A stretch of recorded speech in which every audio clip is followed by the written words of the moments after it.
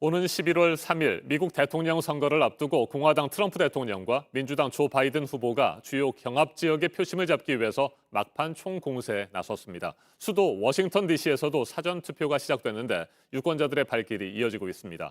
사전 투표 참여 열기가 역대급 기록을 경신하고 있습니다. 특히 젊은 층과 흑인들의 참여가 눈에 띕니다. 워싱턴을 연결합니다. 임종주 특파원, 선거가 막판으로 치달으면서 유세전도 뜨겁게 달아오르고 있는 것 같습니다. 트럼프 대통령과 바이든 후보 모두 격전지로 향했죠. 네, 트럼프 대통령은 주요 6대 경합주로 꼽히는 미시간주를 시작으로 위스콘신주와 네브라스카주에 이르기까지 하루 3차례 유세를 이어가고 있습니다. 바이든 후보는 격전지 조지아주로 향했습니다. Get your kids back to school. And you know what else? I'm also getting your husbands.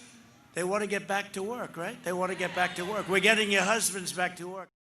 Anger and suspicion are growing, and our wounds are getting deeper. I know this country. I know our people. And I know we can unite and heal this nation. 또 트럼프 대통령 측에선 멜라니아 여사가 오늘 핵심 경합주인 펜실베니아주에서 단독 유세를 시작하는 등 선거를 꼭 일주일 앞두고 지원 유세에 합류했습니다. 바이든 후보 측에선 오바마 전 대통령이 격전지 플로리다 나라가 투표 참여를 호소했습니다. Donald is a fighter. He loves this country and he fights for you every single day.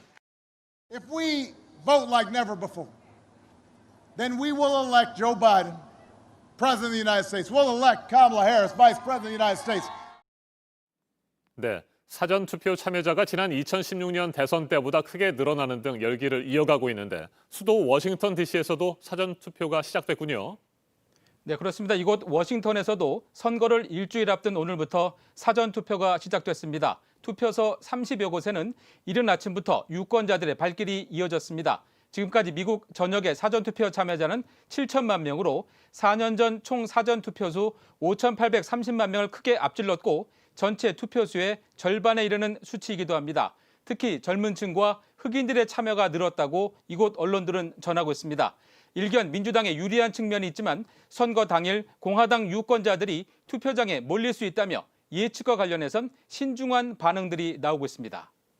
네. 어제 이 시간에 뉴욕에서 친트럼프 시위대와 반트럼프 시위대가 충돌했다는 소식 전해드렸습니다. 실제로 대선이 끝난 이후에 혼란과 불안이 클 것으로 미국 국민들은 우려하고 있는지 궁금합니다. 총기 구입과 생필품 사재기 움직임이 나타나고 있다면서요.